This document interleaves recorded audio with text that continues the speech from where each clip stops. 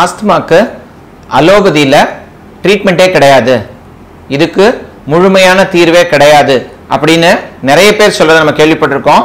இது உண்மையா? இன்னைக்கு வீடியோவில் பார்க்கலாம். ஹாய் ஃப்ரெண்ட்ஸ், நான் உங்கள் டாக்டர் கராமத்.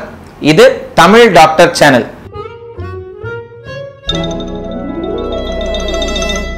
இந்த சேனல்ல வாரம் புதன்கிழமை உங்களுக்கு மருத்துவ அறிவியல் சந்தேகங்கள் வீடியோக்கள் மூலமா விளக்கப்பட்டுட்டு வருது.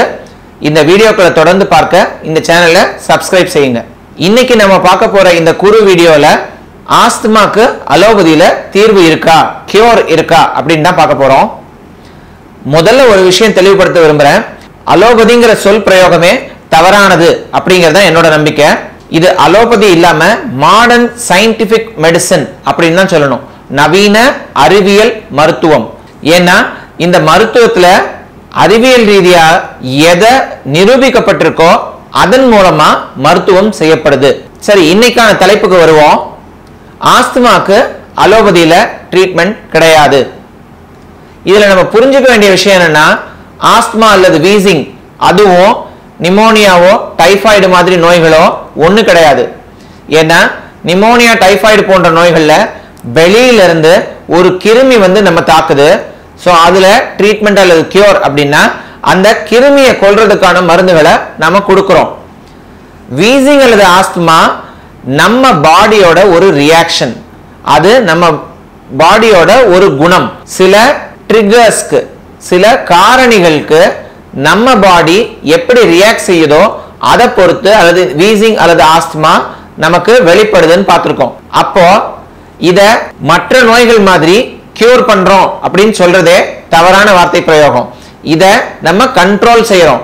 ஏன்னா நம்ம பாடியோட ரியாக்ஷனை நம்ம கண்ட்ரோல் செய்யறோம். இது வெளியிலிருந்து வந்த கிருமி இல்ல, கொல்றதுக்கு. ஆனா இதுக்கு தீர்வு இல்லை அப்படின்னு சொல்றது சரியாகாது. ஏன்னா நம்ம பாடியோட ரியாக்ஷன் தான் இதுக்கு காரணம், இது அதிகமான ரியாக்ஷன் அப்படின்னு தெரிஞ்சு அதற்கு அறிவியல் ரீதியா ஆராய்ச்சிகள் செய்து அந்த ரியாக்ஷனை எப்படி குறைக்கிறது, பாடியில மற்ற எதுவும் பாதிக்காத வகையில அப்படின்னு நிறைய தெளிவான மருந்துகள் இதற்கு இருக்கு. இந்த கண்ட்ரோல்ங்கிற இந்த வார்த்தையே கியூருக்கு ஈக்குவல் தான். அதனால அலோபதியில ஆஸ்துமாக்கு பர்மனன்ட் மருந்து கிடையாது, கியூரே கிடையாது அப்படின்னு சொல்றது கிடையாது. இந்த இன்ஹேலர் மற்ற மருந்துகள் மூலமா ஆஸ்துமாவை சிறப்பா கண்ட்ரோல் பண்ணி வச்சிருக்க முடியும். இன்னைக்கு இந்த சிறு வீடியோல ஆஸ்துமாக்கு குணம் அலோபதியில இருக்கா அப்படிங்கறத பத்தி பார்த்தோம்.